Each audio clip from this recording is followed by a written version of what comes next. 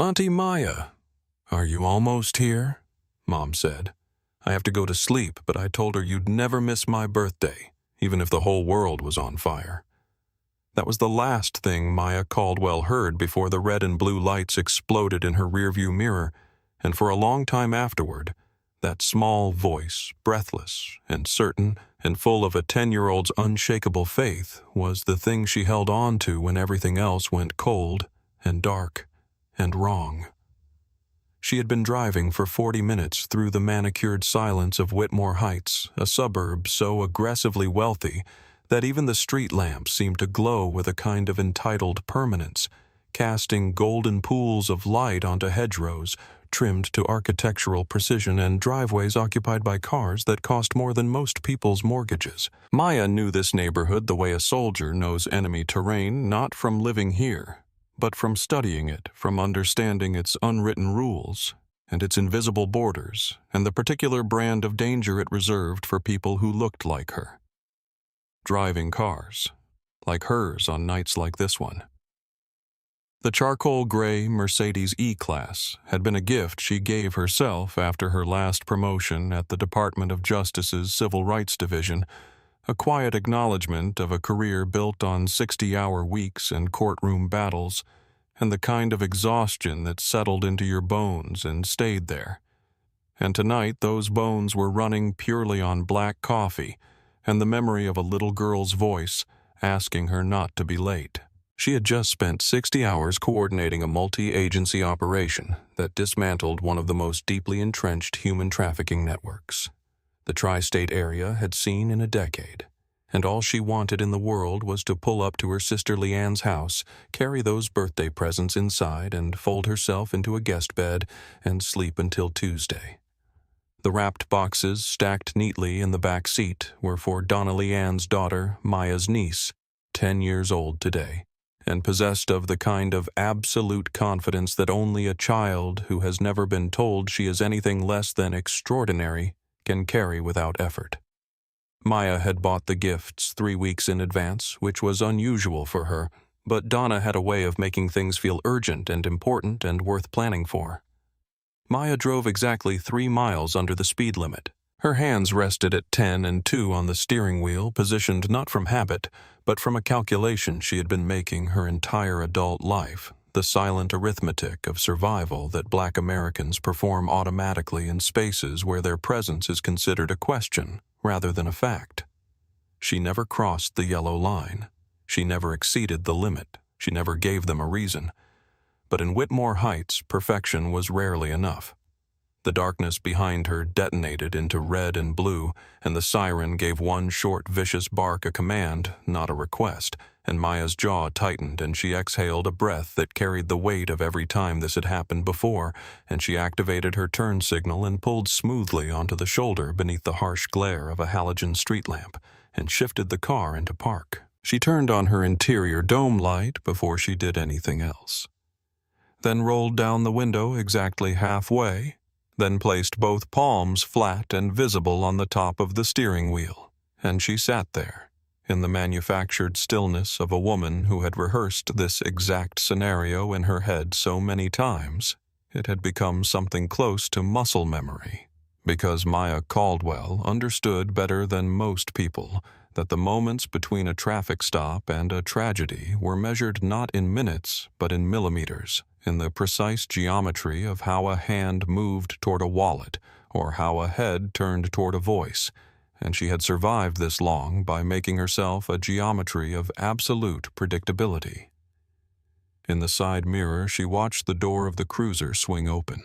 Officer Brett Holloway stepped out into the halogen light, and even from a distance and through the slightly distorted oval of a side mirror, the details assembled themselves with uncomfortable clarity. Tall, broad-shouldered, not more than 26 or 27 years old, with hair so aggressively blonde it seemed almost colorless under the artificial light, cropped close to a face that was sculpted and angular, and entirely devoid of warmth, the kind of face that had probably moved through the world collecting small advantages so automatically and for so long that it had forgotten they were advantages at all. His right hand was already resting on the butt of his holstered sidearm before he had covered half the distance to her car, which was not procedure, which was not caution, which was a statement. A language of power being spoken before a single word had passed between them. Evening. Maya said, keeping her voice at the exact pitch she used with hostile witnesses in federal interview rooms, calm, measured utterly, without deference. Holloway said nothing in response. He shined his heavy mag light directly into her eyes and held it there, forcing her to squint and turn her head fractionally to the side. And this, too, was a language, the language of deliberate disorientation, of establishing from the very first second exactly who was in control here. License registration, proof of insurance. He said, his voice carrying the particular flatness of someone reciting something they had said 1,000 times and found satisfying every single time. Maya responded clearly, enunciating each word with the deliberateness of someone who understood that this conversation might one day be read into a court record. "Officer, my wallet is in my purse on the passenger seat and my registration is in the glove compartment. I am going to reach for them now. Is that acceptable to you?" "Just get the documents," Holloway said, shifting his weight in a way that brought him an inch closer to her window. She moved slowly with the exaggerated deliberateness of a woman who had been taught by experience that sudden movements in front of armed men carried consequences that bore no relationship to intention, and she retrieved her license and handed it through the window, and then she reached for the glove compartment and Holloway stepped closer, still sweeping his flashlight beam across the interior of the car with the possessive thoroughness of someone conducting a search. He had not been authorized to conduct the beam, lingering on the leather seats, on the wrapped birthday presents, on the details of a life that he had already decided didn't belong in his jurisdiction. "Whose car is this?" he asked, looking down at her license, with the studied skepticism of a man who had already decided the answer. "Mine," Maya said. The sound Holloway made then was not quite a laugh and not quite a scoff, but something in between, something designed to diminish. He looked from the license to her face and back to the license, performing his disbelief for an audience of none. He told her she had crossed the double yellow line on Briar Street. She told him she had not. He told her windows looked illegally tinted. She told him they were factory standard. He leaned into the open window and used her first name Maya without permission, without reason, as a deliberate act of erasure, stripping her of the professional title she had spent 15 years earning, reducing her to a first name on a dark road in a town that had decided she did not belong here. Before she could respond, a second set of headlights washed over everything. The door of the second cruiser slammed shut with a sound like a period at the end of a sentence, and Sergeant Dale Mercer walked into the light.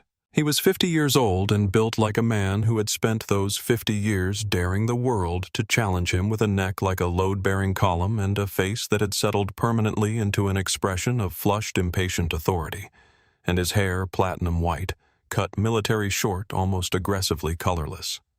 Caught the halogen light in a way that made him look like something carved rather than born. He had 18 years on the Whitmore Heights force, and in those 18 years he had accumulated a file of excessive force complaints so thick that the department's legal team had developed a dedicated protocol for processing them, a protocol that ended reliably with the complaints disappearing. He walked up to Maya's window with the swagger of a man who believed the badge on his chest was a declaration of immunity from the laws of physics and man alike. "What do we got, Brett?" he asked. "Got a wanderer Sarge. Claims she's visiting family. Car's in her name, but she was drifting over the double yellow." Argumentative. Mercer leaned down and looked at Maya with eyes the color of cold dishwater, running a slow, evaluative gaze across her, the way a person looks at something they are deciding whether to bother with. "Step out of the vehicle," he said. And Maya, who knew Pennsylvania versus Mims as well as she knew her own address, and who also knew that arguing constitutional law on the shoulder of a dark road with two armed men whose intentions she had already read clearly was not a battle. "You won by being right," Maya said in a voice that had dropped to the register she reserved for cartel lieutenants and corrupt senators. "My name is Maya Caldwell. I am a special agent with the Federal Bureau of Investigation currently assigned to the Department of Justice Civil Rights Division. My credentials are clipped to the inside pocket of my blazer, and I am going to retrieve them now." Holloway laughed. It was the kind of laugh that thought it was dismissive, but landed instead as something closer to afraid. "Step out of the vehicle," Mercer repeated, and his hand came down on the roof of her car with a crack like a gunshot that echoed down the empty street and bounced off the perfect hedgerows and dissolved into the indifferent dark. She stepped out with her hands raised to shoulder height, moving with the slow and deliberate care of a woman who understood that in this particular theater of power, survival required the complete suppression of every natural human instinct toward self-protection, toward urgency, toward the kind of movement that two frightened and arrogant men with firearms might interpret as a threat. She was wearing a tailored navy blazer over a white silk blouse and dark slacks, the clothes she had put on that morning for a federal debrief that felt like a decade ago, and the professionalism of her appearance communicated something to Mercer and Holloway that neither of them was willing to receive. "Hands on the hood," Mercer barked. "Spread them. I need you to listen to me very carefully," Maya said, refusing to turn her back to either of them, keeping her eyes on Mercer, because Mercer was the one who decided things here. "My name is Maya Caldwell. I am a federal agent. My badge and credentials are in my left interior pocket. I am going to retrieve them slowly, and I need you to allow me to do that." Mercer looked at Holloway, and Holloway looked at Mercer, and something passed between them. Not quite a decision, more like a shared acknowledgement of a door they were about to walk through together. And then Mercer stepped forward, and without asking, and without warning, and without any legal authority whatsoever, he shoved his hand roughly inside her blazer, his knuckles scraping against the silk of her blouse, and he found the leather credential wallet, and he yanked it free, and he held it up and he flipped it open. The gold shield of the FBI caught the halogen light and threw it back clean and unmistakable. The DOJ photo identification was right there laminated and official, her face looking back from it with the composed expression of someone who had been living this long enough to know that the camera was not where you showed your exhaustion. Mercer stared at it. 3 full seconds. Maya watched his eyes because she had spent 15 years learning to read the exact moment when a person decided to do the wrong thing, and she watched it happen in real time, watched the recognition arrive, and then watched the ego override it, watched the calculation take place behind those colorless eyes, the arithmetic of a man who had spent 18 years being wrong without consequence, deciding that he could be wrong one more time. That the cost of admitting his mistake in front of a junior officer was higher than any price he could imagine being made to pay. "Bought that online sweetheart," Mercer said, and his voice was almost cheerful. A man performing certainty for an audience of one, and he closed the wallet and flicked it over his shoulder with a casual brutality that made the motion feel rehearsed, and it bounced off the hood of her Mercedes and skittered into the leaf-choked gutter at the edge of the road, the gold shield face down in the dark. What happened next took approximately 4 seconds. Mercer grabbed her right arm and twisted it up behind her back with the mechanical efficiency of someone who had done this so many times, it had stopped feeling like violence and started feeling like routine. And Holloway grabbed her left arm on cue, and they drove her forward against the side of her own car, and the metal edge of the door frame caught her ribs and knocked the breath out of her in a sharp, involuntary gasp. And they wrenched her arms up high between her shoulder blades in a pain compliance hold that was designed to maximize agony, and the steel handcuffs came down on her wrists and ratcheted far too tight, biting into the skin with an intimacy that felt like a declaration. "You're under arrest for forging federal documents, resisting arrest, and driving under the influence," Mercer breathed into her ear, his voice low and satisfied. And as they hauled her backward toward the cruiser, Maya's eyes went involuntarily, instinctively to the house across the street, to the warm rectangle of a lit window. And there, with both small hands pressed flat against the glass, and her face a pale oval of incomprehension and horror, Was Donna still in her birthday party dress, 10 years old, watching her aunt be folded into the back of a police car in handcuffs? Their eyes met for one fraction of a second through the dark. The cruiser door slammed shut. In the suffocating black of that back seat, Maya did not cry, and she did not beg, and she did not break. She sat with her cuffed wrists grinding against the hard plastic seat, and she made herself a promise, quiet and absolute. And as cold as the steel on her skin, I am going to dismantle this entire department piece by piece until there is nothing left of it but the truth. The booking desk of the Whitmore Heights Police Department smelled of industrial floor cleaner and stale coffee, and something underneath both of those things that was harder to name the specific odor of a place where small cruelties had been committed so many times they had soaked into the walls and couldn't be scrubbed out. They brought her through the rear sally port with her blazer torn at the shoulder seam and her wrists already bruising dark against the too tight cuffs, past a cluster of night shift officers who looked up and made the kinds of sounds that men make when they want to communicate contempt without the accountability of words. The officer at the booking desk was young 24, maybe 25, with a pale, tired face and the slightly haunted expression of someone who had not yet fully made peace with the job he had taken. His nameplate read Kyle Dunn, and when he looked up and took in Maya's professional attire and then her absolutely level gaze, something moved briefly across his face that might have been unease. Mercer dropped her purse onto the counter with a heavy dismissive thud. "Got a live one for you, Dunn," Jane Doe, refusing to ID. Driving erratically, resisting arrest, carrying a forged federal badge. Process her, strip her of her belongings, and put her in holding cell 4. Let her sober up. Dunn looked at the purse, then at Maya, then at Mercer, and the thing moving across his face sharpened slightly into something that might have been the beginning of a question. "Sarge, if she's got a badge, shouldn't we run the serial number through the federal database just to—" "I said it's fake, Dunn." Mercer's voice dropped to the specific register that sergeants use to remind junior officers that curiosity has a cost.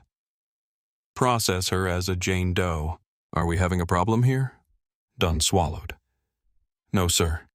They took her belt and her shoelaces and her watch, the small, intimate violences of a process designed to reduce a person to something manageable and anonymous.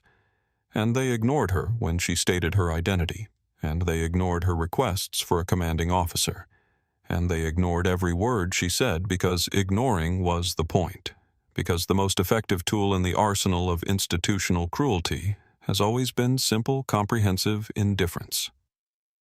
Hayes walked her down a cinder block hallway, the color of old resignation, and shoved her into cell 4, and the iron door closed with a sound like a verdict, and the deadbolt slid home, and Maya Caldwell, Sr., Special Agent of the Department of Justice Civil Rights Division, stood alone in a cell that smelled of cold concrete and the particular despair of people who had waited in it before her. She looked at the metal toilet and the concrete slab that served as a bed and the fluorescent light that buzzed and flickered overhead with the manic persistence of something that couldn't be killed. She rolled her shoulders back, carefully cataloging the pain in her wrists and the ache in her ribs where the door frame had caught her, and she breathed slowly and deliberately, and then she sat down on the concrete slab and she began to build. Not a plan exactly, something more precise than that. She began constructing the case in her mind with the same meticulous care she brought to every federal investigation, assembling statutes and violations, and the chain of evidence that would connect each one to each officer by name, building the indictment, the way a craftsman builds something intended to last, joint by joint, piece by piece, until it was a structure no defense attorney in the country could pull apart. Title 18, United States Code Section 242. Deprivation of rights under color of law. She had the time.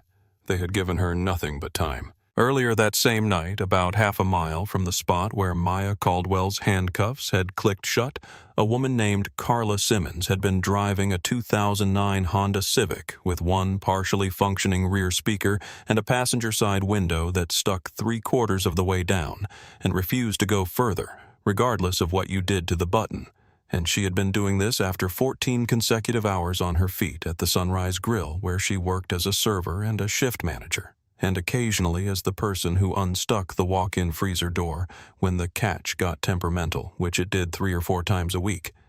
And none of these things paid what they were worth, but all of them together paid the rent on her apartment and the fees for her 4-year-old son's daycare and the minimum balance on the credit card she had opened specifically for car repairs.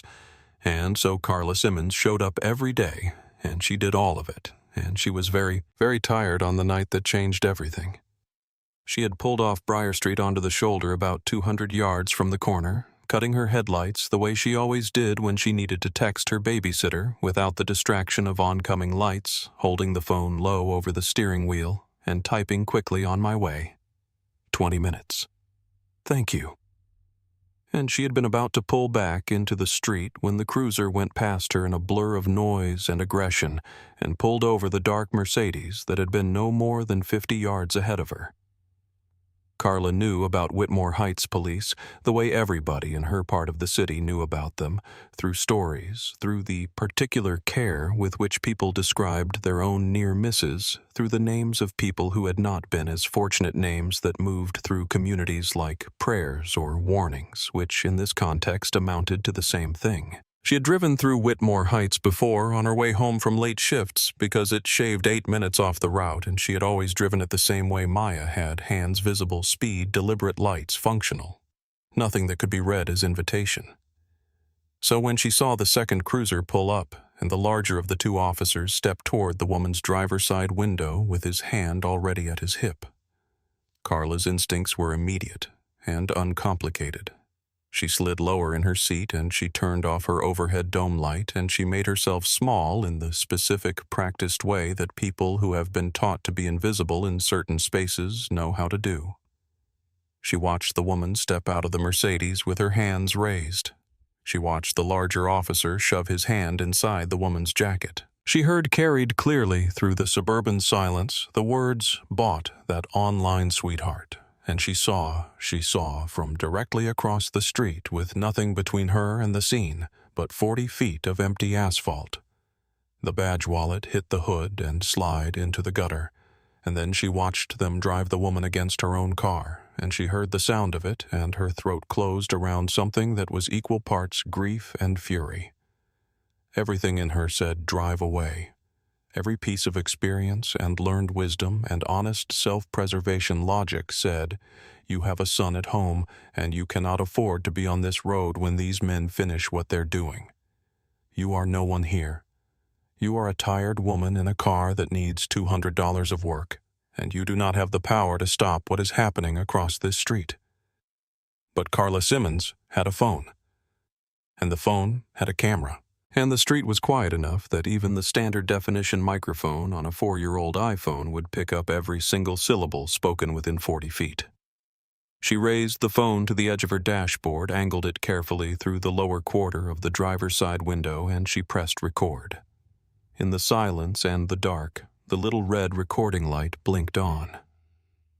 If you've ever wondered what a single ordinary person with a phone and enough courage can do to an institution that thought no one was watching, stay with our channel, because what happens next will show you exactly how far the truth can travel from the seat of a battered Honda Civic on a dark road at midnight. The wall clock outside the bars of Cell 4 read 12:47 when Maya first looked at it, and she looked at it again at 2 o'clock and again at 3:30 and again at 5:15, measuring the hours, not with impatience, but with the precise accumulating attention of a woman who understood that every minute had a value that would eventually be rendered in a courtroom. Down the hall, the night sounds of the precinct moved through their cycles.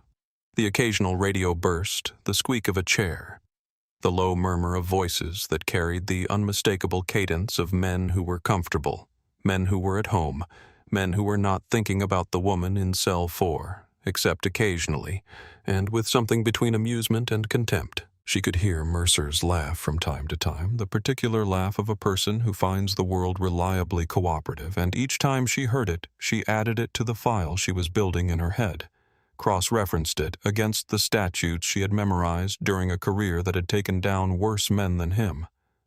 Officer Dunn at the desk between her cell block and the main floor did not laugh.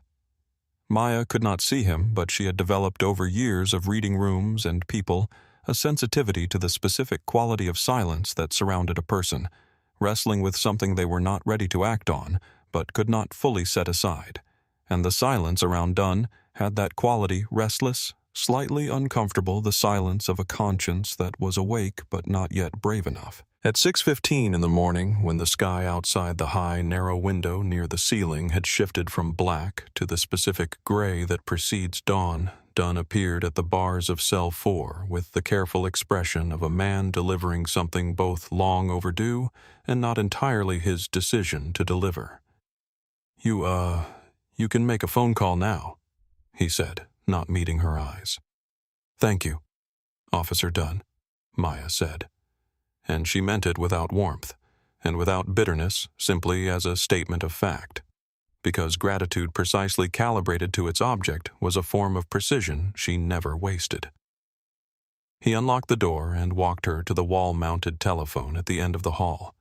And as she passed the main desk, she saw Mercer and Holloway sitting together with coffee cups, watching her approach with the comfortable amusement of men who believed they were watching the final futile gesture of a woman who had lost. Mercer made some remark about lawyers and felony charges and called her sweetheart again, and Holloway smiled, and Maya looked at neither of them as she picked up the receiver. She did not call her attorney. She did not call her sister. She dialed a number she had memorized so thoroughly it had ceased to be a sequence of digits and become something more like an instinct, a direct line to the specific kind of power that did not need to announce itself because the world had already learned to make room for it. The line rang twice. Walsh. The voice on the other end was deep and unhurried. The voice of a man who answered his secure line at 6 in the morning with the same composure he brought to everything else, which was the composure of someone who had long since stopped being surprised by the ways the world went wrong. "Leonard," Maya said, pitching her voice clearly and carrying it down the hallway so that every word arrived at Mercer's desk with the force of a subpoena. "It's Maya. I'm currently in custody at the Whitmore Heights Police Department. I need you to come and get me. And Leonard, bring everything." The laughter at the desk behind her stopped as completely as if someone had reached out and turned it off. She reported it the way she would have reported anything in a federal debrief, methodically, with specificity, with dates and times and names and statute numbers spoken clearly enough to be heard across a room, and Leonard Walsh listened without interrupting, which was something he only did when what he was hearing was serious enough to require his complete and undivided attention. And the silence on his end of the line had a quality to it that Maya recognized from the moments in an operation when everything shifted, when the intelligence aligned in a way that meant the next 48 hours would define the next several years. She told him about Mercer and Holloway. She told him about the fabricated traffic stop, the refusal to acknowledge her credentials, the moment she had watched her federal badge wallet hit the asphalt and slide into the gutter. She told him about the physical assault, the excessive restraints, the false charges, the 6 hours in a cell under a false name with access to counsel deliberately and systematically deliberately and purposefully withheld. The silence after she finished lasted exactly long enough for Walsh to make 3 decisions. "Are you injured?" he asked, and his voice had dropped to the temperature of something very cold and very controlled. Bruised wrists, sore shoulder. "I am functional." Another pause, shorter this time, and then she heard him shouting to someone in his tactical operations room. "Get me the U.S. attorney, wake him up if you have to, and I want 2 HRT teams geared and loaded in 5 minutes.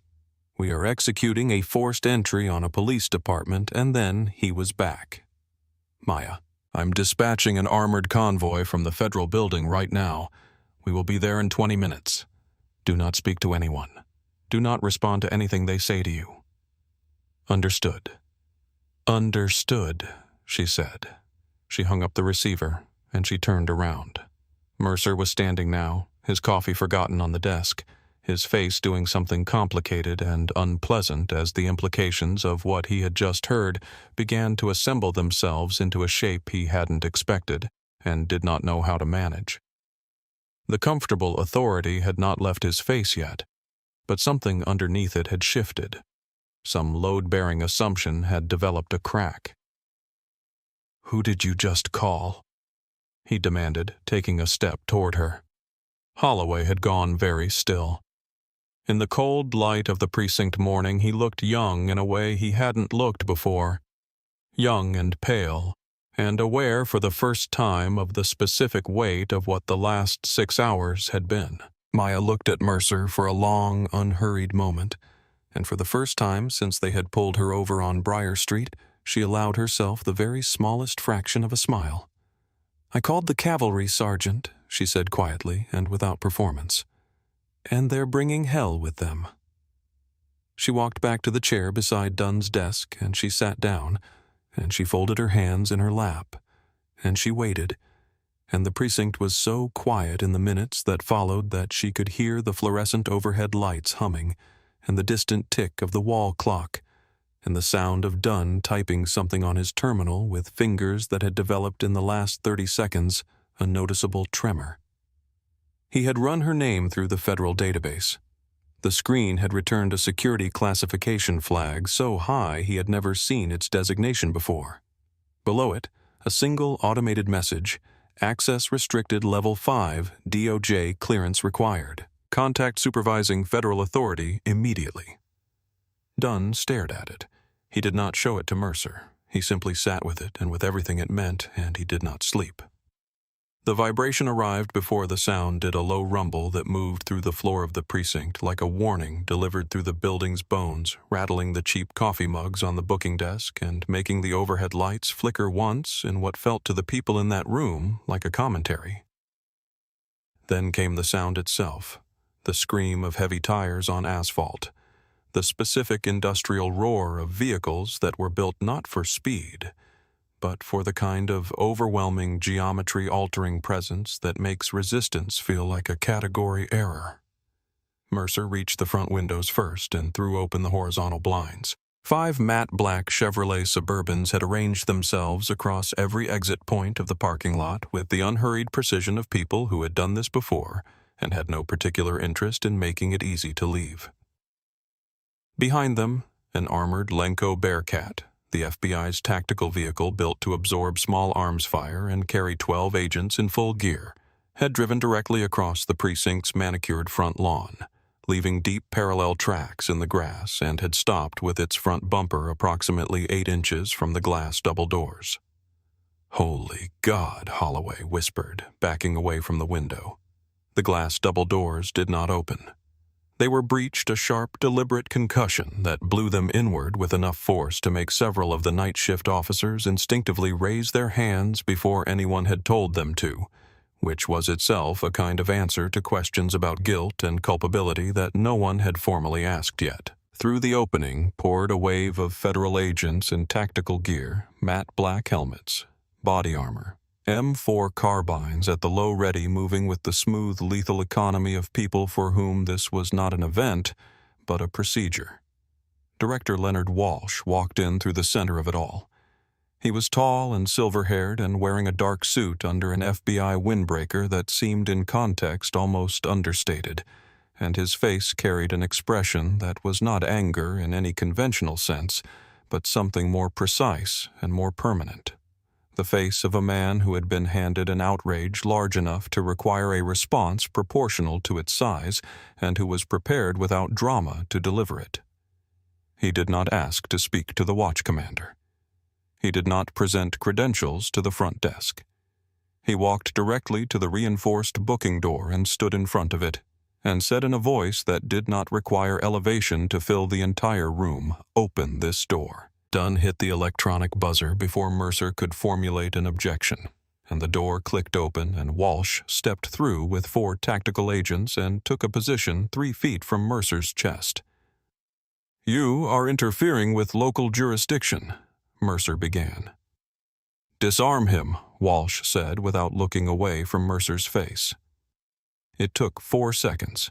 2 HRT operators flanked Mercer from both sides, simultaneously controlled his arms, and pinned him against the booking counter with a practiced efficiency that contained no cruelty and no excess, only force, precisely calibrated to its object, which was itself a kind of rebuke to everything that had happened in this building over the last 6 hours. They stripped his duty weapon, his taser, his utility belt. They did the same to Holloway, who did not resist, who had it appeared already arrived somewhere that resembled a reckoning. Title 18, U.S. Code, Section 242, Walsh said, standing so close to Mercer that the words landed without having to travel. Deprivation of rights under color of law. You are relieved of your weapons, your authority, and whatever remained of your judgment. Where is my agent? Dunn raised one trembling hand and pointed down the cinder block hallway. Walsh walked the hallway alone ahead of his agents, and when he reached cell 4 and looked through the bars at Maya Caldwell, sitting on a concrete slab with her blazer torn and her wrists bruised dark, and her expression as composed as if she were waiting for a conference call to begin, something moved across his face that was not quite professional and not quite personal, but lived in the territory between them where 15 years of working alongside someone puts things that have no cleaner category. Maya, he said. Good morning, Leonard, she said, standing and smoothing the front of her blazer with a careful, deliberate motion that was not about vanity and was entirely about refusing to let this place have the last word on how she presented herself. You brought the Bearcat. On a Wednesday. I'm genuinely touched. Only the best, Walsh said, and the grim line of his mouth moved fractionally in a direction that might, under other circumstances, have been a smile. He turned. Dunn. Keys. Dunn fumbled with the key ring and found the right key on the third try and drove it into the lock with both hands, and when the door swung open and Maya stepped through it into the hallway, he stepped back to give her room, and he did not look at her because he was not ready yet to look at something he was only beginning to understand he had been part of. Maya walked the length of that cinder block hallway, flanked by federal agents, past the booking desk, where Mercer stood restrained and pale past the coffee cups, still sitting where they had been abandoned, past the wall where her purse had been dumped and catalogued, and her watch had been taken from her wrist, and she stopped in front of Dale Mercer, and she looked at him, and she said nothing for long enough that the silence became its own kind of statement. Then I told you, she said, her voice barely above a whisper, measured and quiet and permanent, the kind of quiet that fills a room completely.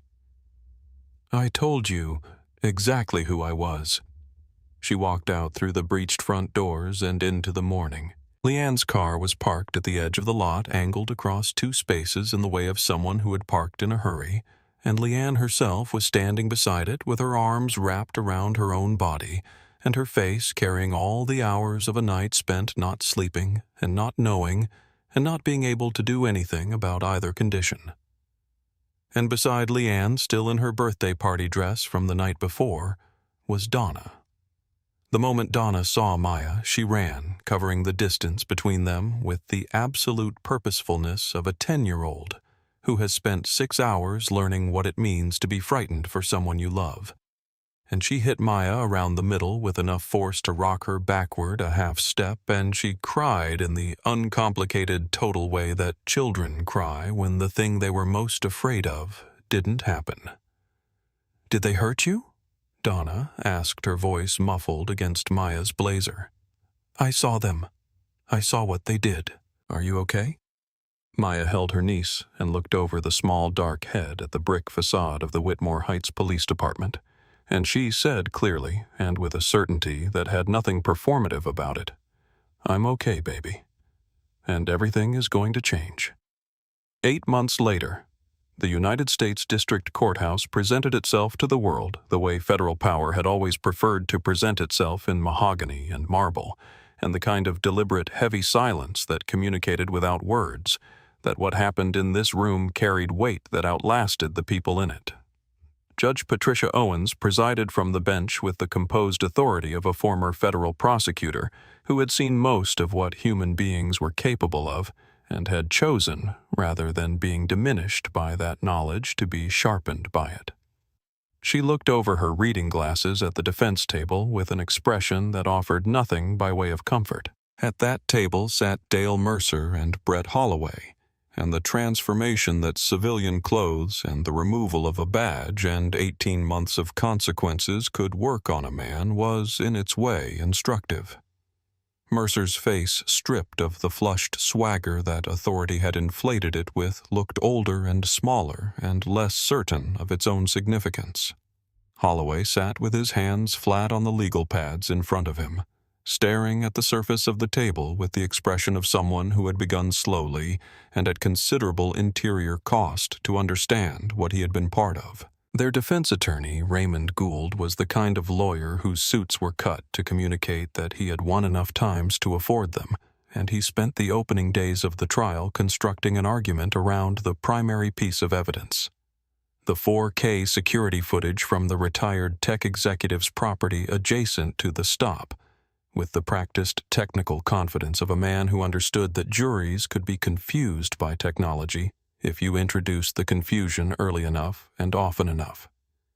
He talked about AI enhancement algorithms and synthetic audio amplification, and the interpretive liberties of proprietary software, and he delivered all of it with a fluency that planted in the minds of at least 2 jurors the visible seed of reasonable doubt. U.S. Attorney Daniel Frost let him plant it. Then he stood up. The prosecution calls Carla Simmons. The heavy oak doors at the back of the courtroom opened, and a woman in a simple floral dress with her hair pulled back walked the center aisle with the careful bearing of someone who was frightened and was choosing with full awareness of the cost to do the thing anyway.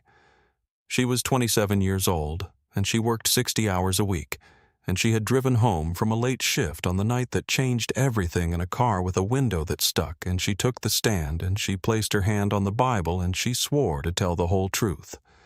She did. She described the stop from directly across the street, her car dark and low, the perfect unobstructed angle on the driver's side of the Mercedes, the sound of Mercer's voice carrying clearly through the suburban silence, and when Frost moved to enter Prosecution Exhibit F into evidence, raw, unedited, standard definition cell phone footage extracted directly from Carla's device by FBI cyber technicians with an unbroken chain of custody, Gould had no algorithm to blame and no software to impugn and no technical jargon with which to build a wall between the jury and what they were about to see. The video played on every monitor in the courtroom. There was Mercer opening the credential wallet. There was the unmistakable reflection of the gold FBI shield catching the streetlight. There were the 3 seconds of staring. And then in Mercer's own voice ringing through the courtroom speakers with a clarity that made several jurors visibly recoil. "Bought that online, sweetheart? You think a fake piece of tin is going to scare me?" The wallet hit the hood. It slid into the gutter. And then came the assault. Unambiguous, unprovoked, brutal in its casualness, captured in full by a woman in a battered Honda who had decided that the world had already asked too much of her patience, but was going to get her courage anyway. Gould did not cross-examine Carla Simmons. He sat in his chair and looked at the blank monitor and said nothing, and the blue wall of silence did not crack. It detonated.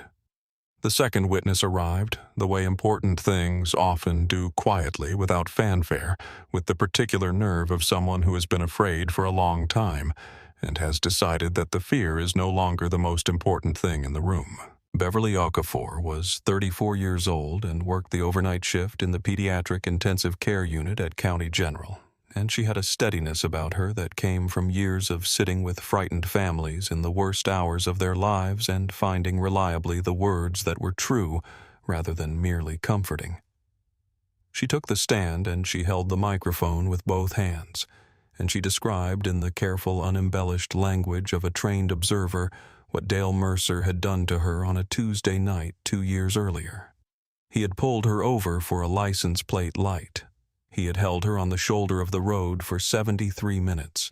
He had made remarks that she described in the specificity required by the courtroom and that landed on the jury with the weight of something that had happened to all of them in ways they had never been able to address. He had told her when she finally found her voice that no one would believe a hysterical nurse over a decorated sergeant, and he had been right for 2 years, right until she saw Maya Caldwell on the evening news standing outside a federal courthouse in a torn blazer with bruised wrists, and thought someone finally stood up and decided that she would too. When Beverly Okafor finished, the courtroom was very quiet. At the defense table, Brett Holloway was looking at his hands. He had been doing this more and more as the trial progressed, looking at his hands, looking at the table, looking at the distance between where he had been and where he now found himself. And during the lunch recess, on the day Beverly testified, he asked the bailiff through his attorney for 5 minutes alone with Maya Caldwell. Maya agreed because she had learned over a long career that the moments when people chose to step across a line they had been standing on the wrong side of for too long were worth witnessing, if not always worth rewarding. Holloway sat across from her in a small conference room with his attorney present, and his hands folded on the table, and he did not ask for sympathy, and he did not ask for leniency, and he did not offer an explanation that attempted to reframe what he had done. He slid a folded piece of paper across the table. On it, in his own handwriting, were 9 names, people he remembered from 2 years on patrol with Mercer, being stopped and pressed and threatened and silenced people who had no badges and no federal attorneys and no security footage, people who had absorbed what happened and carried it home and told no one, because telling someone had never seemed like an option that existed for them. "I can't undo what I did to you," Holloway said. "I'm not asking you to believe that I can. But they deserved someone to know their names a long time ago." Maya looked at the list.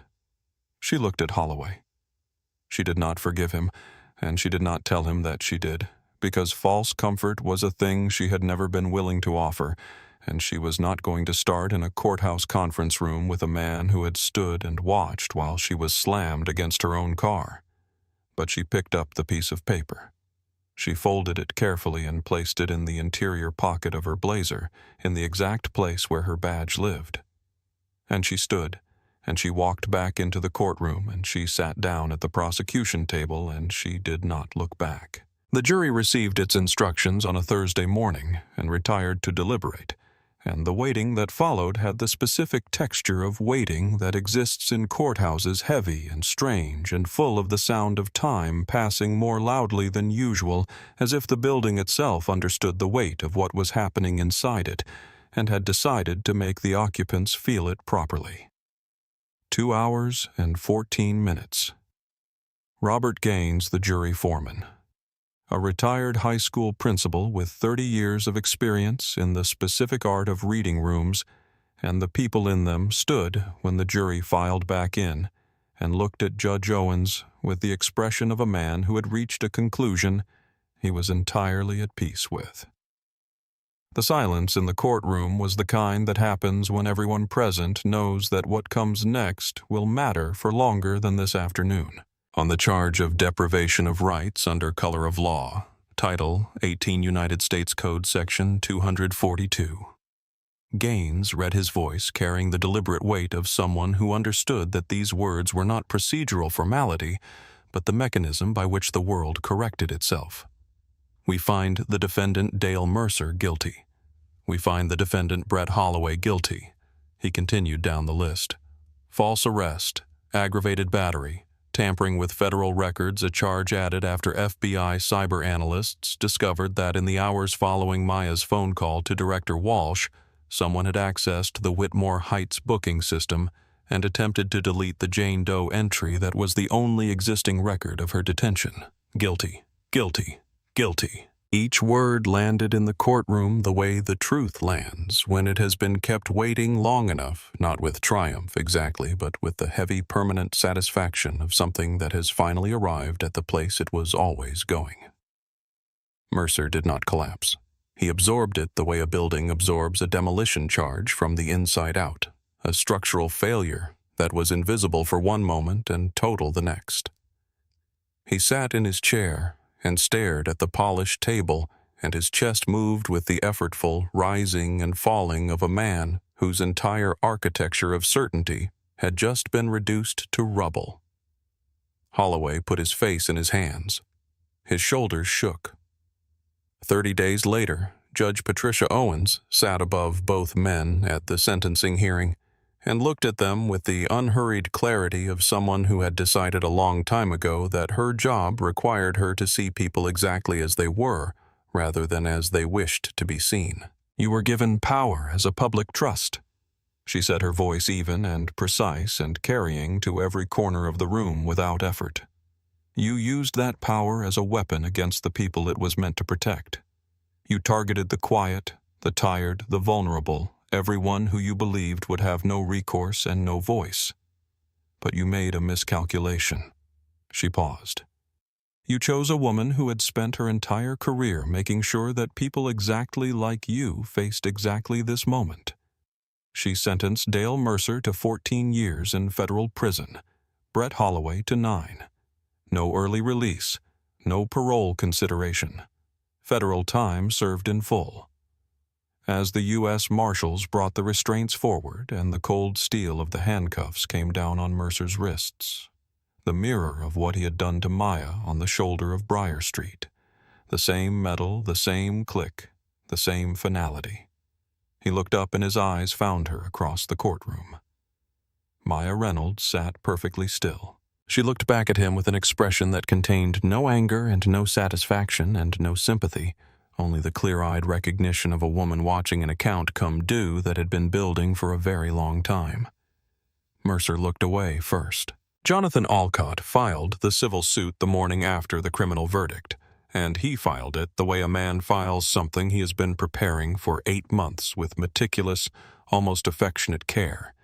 Every excessive force complaint the DOJ investigation had unearthed from the department's deliberately buried records, every suppressed civilian complaint, every incident that had been processed through the department's internal review mechanism and emerged through the specific alchemy of institutional self-protection as an exoneration, all of it assembled into a document that described not a series of isolated incidents, but a pattern, a deliberate long-running pattern of abuse, protected by the people at the top of the organization who were paid to prevent it. The suit named Mayor Bradley Watts, Chief Raymond Holt, and the city of Whitmore Heights itself, and it alleged gross negligence, deliberate disregard for civil rights, and a culture of protection for officers with complaint histories that stretched back years. The city's insurance syndicate read the filing and watched the trial footage and reviewed the federal conviction record, and made a calculation that took approximately 2 business days and concluded with a call to Mayor Watts's office that contained the words, "We cannot defend this at trial," and the further words, "If you take this to a public civil proceeding, we will withdraw coverage entirely." Whitmore Heights stood at the edge of financial catastrophe and looked down. On a rainy Tuesday, exactly 1 year to the day after Maya Caldwell had been pulled over on Briar Street, Mayor Bradley Watts signed a settlement agreement in a room with no cameras and no ceremony, because there was no version of this moment that could be made to look like anything other than what it was. The city of Whitmore Heights agreed to pay Maya Caldwell $14.5 million. Chief Raymond Holt submitted his resignation the same afternoon, effective immediately forfeiting his gold-tier pension in a provision that Alcott had insisted upon and that Holt's own attorneys had advised him in the end not to fight. The settlement required mandatory body cameras on all officers with tamper-evident technology that made manual deactivation impossible, and it established an independent civilian oversight board with full subpoena authority. The power to demand documents, compel testimony, and recommend termination for officers found to have violated civil rights policy with no internal review layer between the board's findings and their publication. The first appointed director of the board was Carla Simmons, the woman who had recorded everything from the front seat of a battered Honda, who had shown up to court in a floral dress and testified with her hands shaking and her voice steady, who had driven home from a 14-hour shift and made a decision in the dark that cost her nothing except the next year of relative peace and returned to her something she hadn't had a name for until she got it back. Carla Simmons would now sit at a table where the police of Whitmore Heights were required to answer to her. Maya did not keep the money. She paid off her sister Leanne's mortgage in a single transaction that took 6 minutes and left Leanne unable to speak for several hours afterward.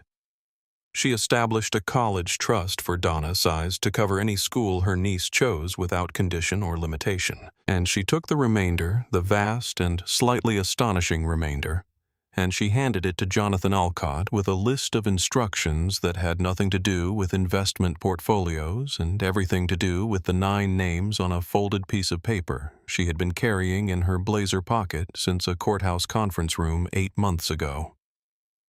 Every person on that list would receive, without application or qualification, access to the finest civil rights legal representation available in the country, retroactive to the date of their interaction with Dale Mercer, with full investigative support and 0 cost. The fund would not close when those 9 cases were resolved. It would continue because the 9 names were 9 names Holloway remembered, and there were Maya understood many more that no one had written down. The dedication ceremony for the legal fund was held on a Thursday afternoon in early spring in a rented community room in the same part of the city where Carla Simmons lived, and it was not the kind of event that attracted television cameras or civic officials or the particular species of attention that feeds on proximity to resolved tragedies. It was small and honest, which was exactly what Maya had intended, because the thing being commemorated was not a victory in the sense that required ceremony. It was something quieter than that, something closer to a correction. Donna was 11 now, and the year had done the specific work on her face. That year's due on children who have seen something that doesn't belong in a childhood not hardened it exactly, but clarified it, given it a gravity that sat alongside the ordinary 11-year-old features without erasing them. She was wearing a dress she had chosen herself, dark blue with small white buttons, and she was holding a single index card on which she had written in her own handwriting the things she wanted to say. She had told Maya 3 days before the ceremony that she wanted to speak. Maya had said yes before Donna finished the sentence.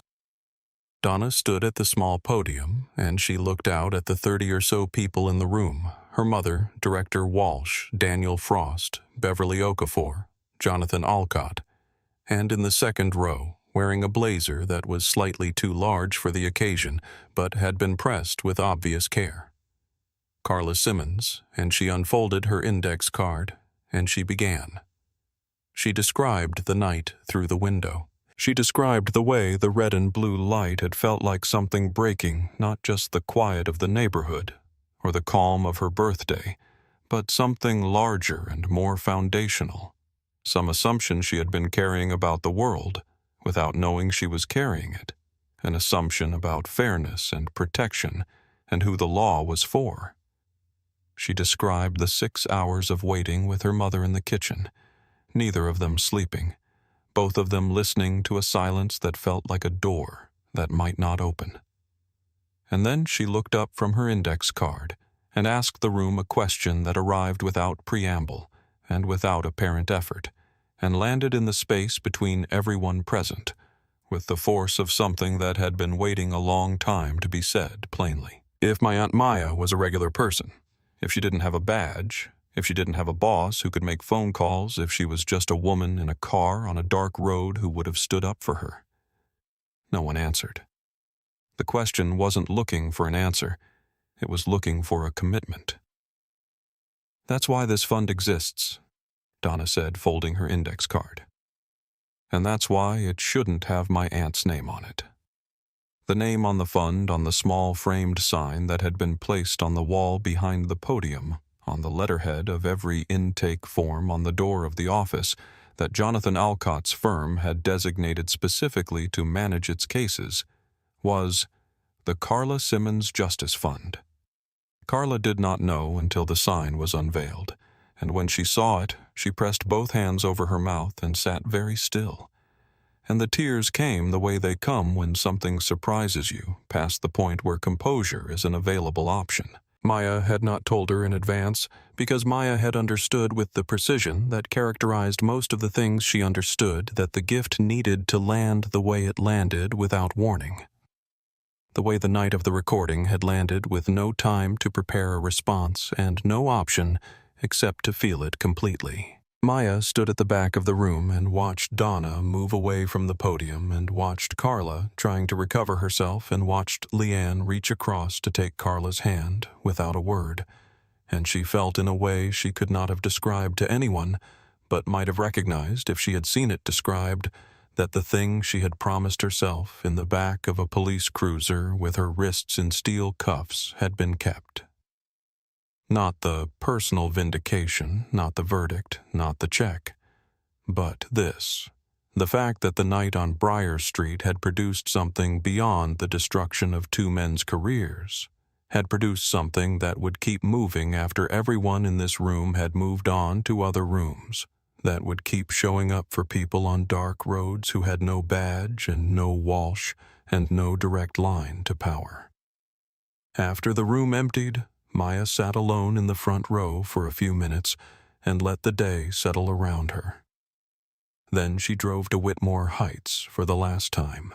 She parked the charcoal gray Mercedes across the street from the precinct, and she sat there with a cup of black coffee, and she looked at the building at the new recruits filing in for the morning shift at the posted notice board where the Civilian Oversight Board's contact information was now displayed by legal requirement at the tamper-evident camera equipment visible on the belt of every officer who walked through the door, and she understood without sentimentality and without any diminishment of the real costs that had been paid to reach this moment that the rot had been cut out.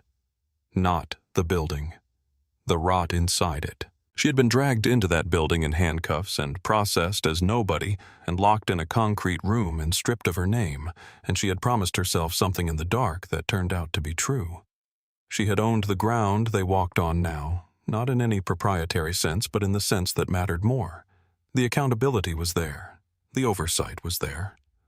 The names of 9 people on a piece of paper were being heard in courtrooms, and a woman who had driven home from a 14-hour shift on the right night and made the right decision now sat in a chair where the police came to answer questions they would have preferred never to be asked.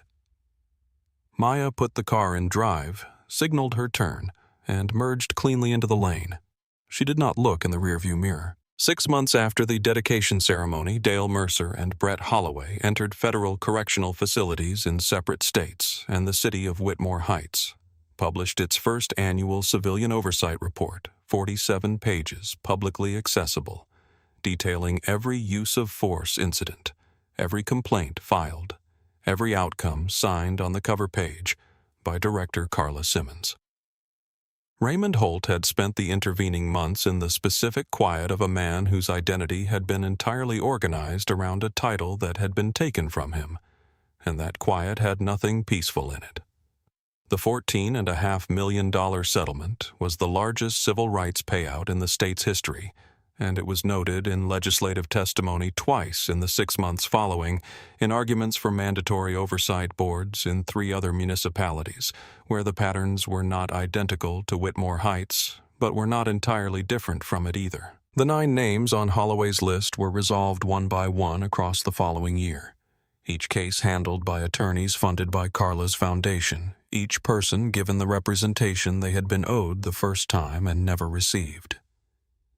Officer Kyle Dunn submitted a voluntary affidavit against Mercer 2 weeks before sentencing, detailing what he had witnessed on the night of the arrest, and afterward he enrolled in a civil rights policing course at the State Law Enforcement Training Center, and eventually became an instructor there, teaching a unit on the legal and human obligations of officers who witness misconduct by colleagues, a unit that would not have existed at that institution without the events on Briar Street. Donna turned 12 in the spring, and on the night before her birthday she called Maya and talked for an hour about law school, which she had decided she wanted to attend, not because of her aunt's career exactly, but because of the question she had asked in a community room to 30 people, and which had never stopped needing a better answer than the world currently offered. Maya listened for most of the call and spoke for a small part of it, and what she said was not advice about applications or career paths, but something simpler that the question Donna had asked was the right one, and that the most important thing about the right question was that you kept asking it until the answer changed. She hung up and sat for a moment in the kitchen of her apartment with the phone in her hand, and she thought about a little girl in a birthday dress pressing her hands against a cold window in the dark. And she thought about a woman in a battered Honda raising a phone above a dashboard, and she understood that those two acts of witness the child who couldn't look away and the stranger who refused to drive on were the actual foundation of everything that had followed, and that the law was only as strong as the people willing to insist against every available reason for silence, that what they had seen was real, and that it mattered, and that someone needed to know. If this story moved you, please like and subscribe to our channel because there are more stories like this one, and every one of them belongs to someone who deserved to be heard a long time ago.